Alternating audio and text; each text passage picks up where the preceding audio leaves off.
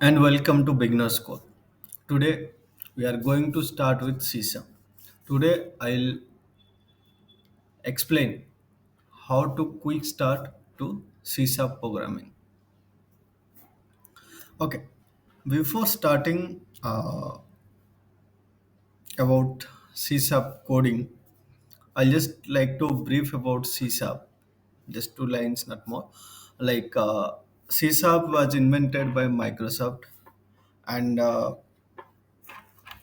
it is a OOPS based programming language, and you can develop console application, libraries, desktop application, web applications, mobile applications, WPF applications using CSAP.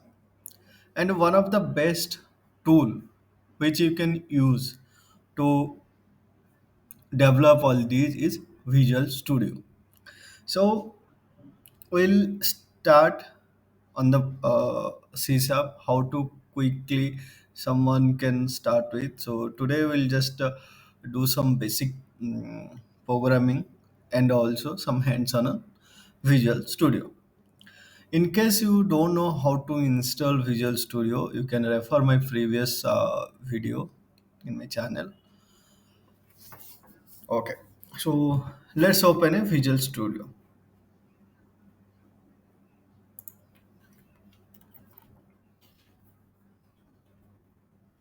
Currently, I'm using Visual Studio 2022 and I'm using a community version. Any version, any type, either enterprise or professional or community, the coding and the way of starting, it will be very much same. Okay, let's create a new project. This is the very first page when you open VS Code. So there is an option called create a new project. Let's start with a new project. And here you can see all the available templates for C# projects. Actually, all the templates for .NET. And here I have chosen the language as C#, so you can see I'm getting most of all the templates related to C#. Okay, and the tool is compatible with Linux, Mac, and Windows, all three. And you can also develop CSAP applications for any of your operating system. So we'll start with a console application.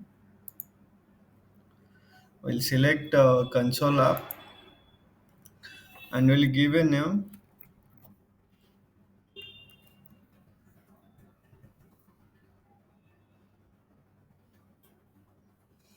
And here can change the location. By default, it will come on the C drive. You can change to your preferred. So last time when I was doing something, I changed to uh, D drive projects C sub folder. So it's showing. Okay, now I'll click on next to proceed. Here we'll have frameworks. Frameworks like C sub is having a version and framework is a different version. So the framework which will help you uh, to create the environment to run the application, and also when a developer doing the development for debugging purpose, it will create the environment for you. So like when I started coding with .NET during that time, if I remember, we started with 3.5 uh, framework 3.5, then later on 4.0, 4.5, 4.6, 6.1, 4.7.2, uh, 4.8, and then .NET 5, .NET 6. Now the latest version is .NET 8. So every framework version and every .NET version or C# language version also will have few new features keep adding on. And there is a very interesting feature in the latest version of .NET frameworks. I think it's there from .NET 6 onwards. Uh, we'll explain you that in the very next topic. So let's create the project with .NET 8. So it will take a moment to create our project.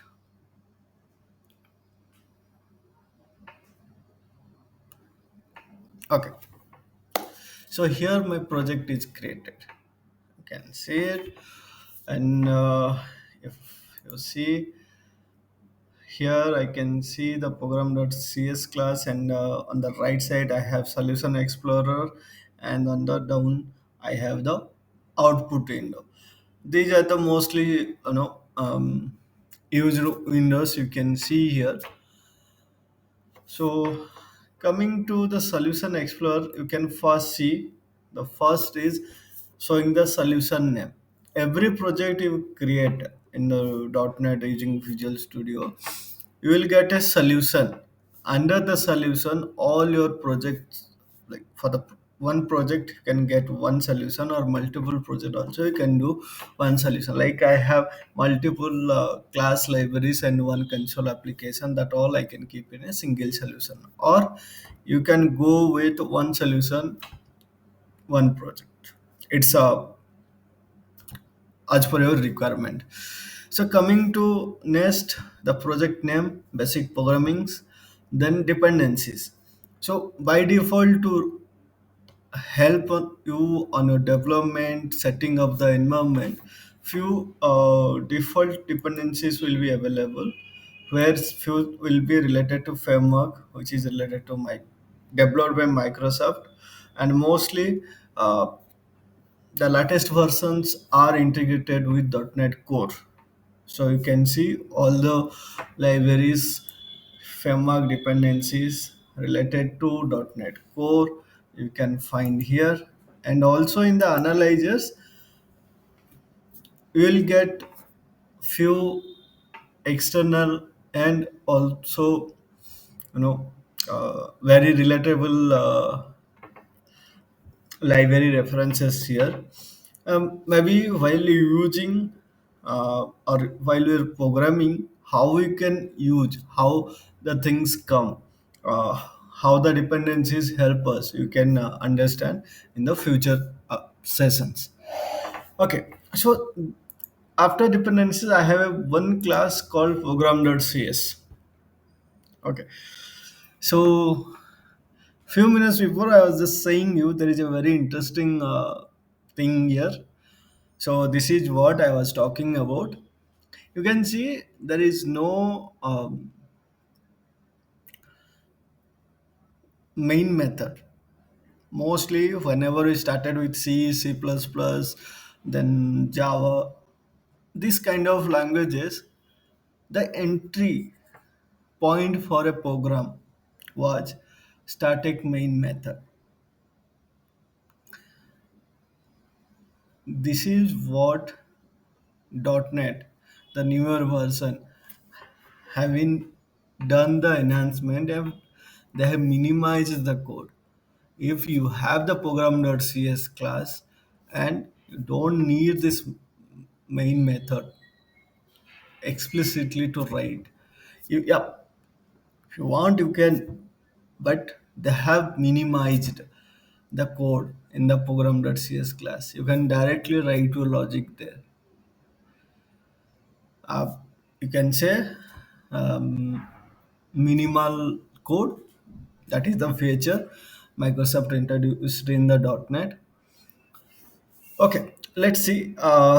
This project I created is running or not. I have a very basic thing here. I'm just trying to print a message, "Hello world," in the console.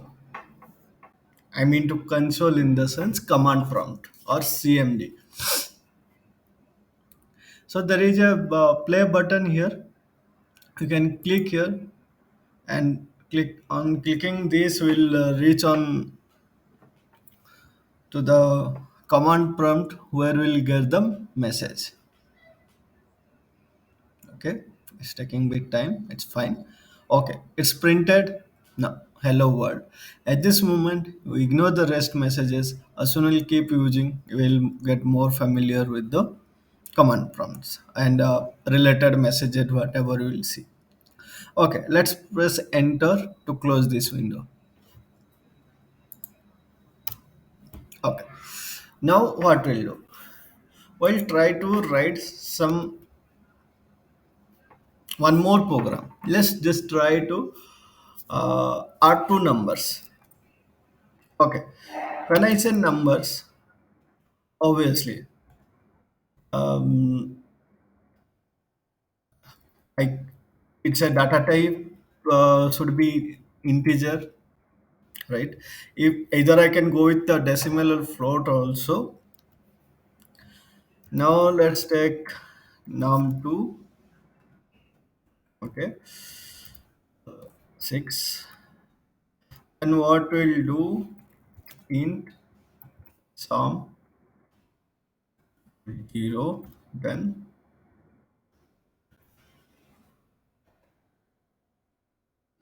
sum equal to num1 plus.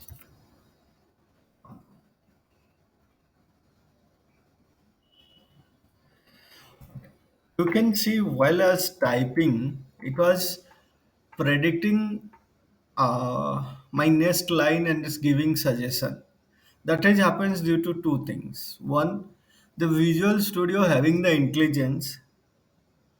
So whenever you type something, it will give a suggestion for the next line. And the second thing, I have installed Copilot, which is provided by Microsoft, and it is available, I think, uh, from Windows version 10 onwards, which will help you to understand your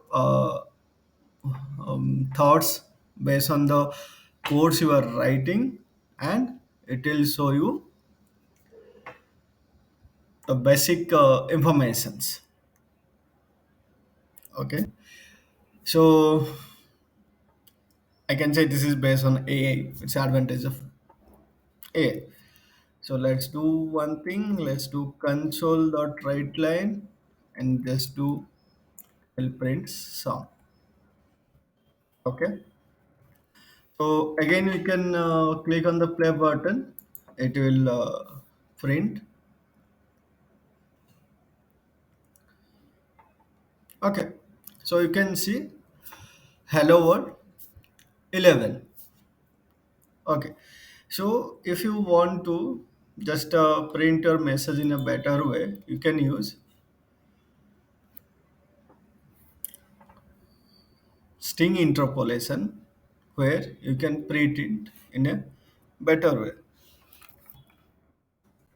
Sum of.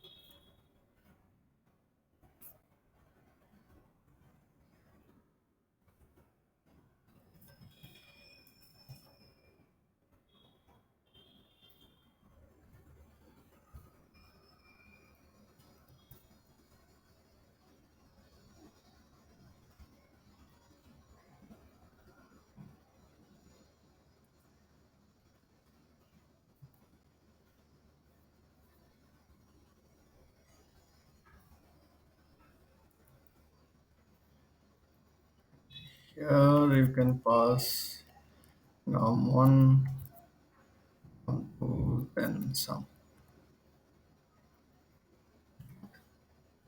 So no errors. You can see, then just place some. Okay. See, sum of 5 and 6 is 11. The concept we used is called string interpolation, and we'll have a brief video on this later. Okay. This is one thing, and we'll go into one more small thing. Control dot write line, enter your name. Then let's go with string. Because name is a type of character or string, so we'll use a data type string. name equal to, we'll just try to read whatever we have inserted. So console dot read line. Then we'll just try to print the name with a hello message.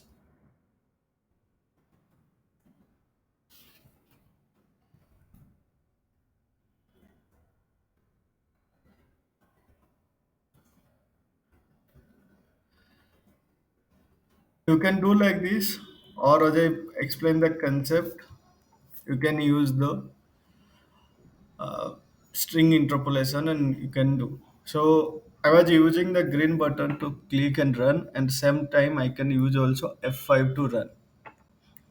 It's alternate, or you can use function F type. So it's asking to enter my name. I'll enter my name, then click. So hello Rupesh. Okay, so you can see the output here. So in today's videos, we just learned about how to quickly start on C sharp. Okay, uh, you can just start something with basic, and if you know any data type, like any language, you can start writing code in the C sharp. It's not difficult if you know concept of any language and know basic data types. You can relate it and you can write. Okay, and one more thing, as I said, the minimal code has been used here. But if you want to use the starting main method, then you might need to write it explicitly as programs.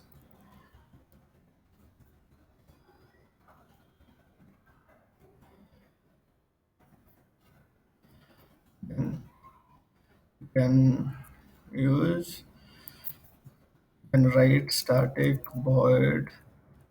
You can see it's automatically coming. Then I can just console dot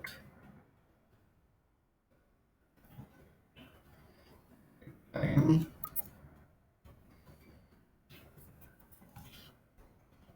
using static main method.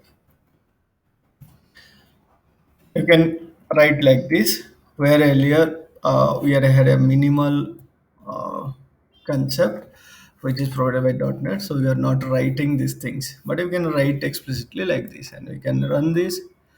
Okay, have few errors. You can say no.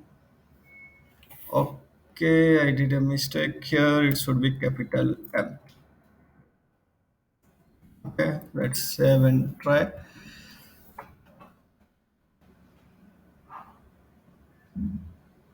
Okay, so you got the message using static main method. Okay, great. So this is what I want to explain, and this output window will show you the errors and successfully builds related reports and everything. So that's for today. In upcoming videos, we'll see a few more programmings. Best mostly we'll start with some basic programmings on C sharp. Thank you. Thank you for watching.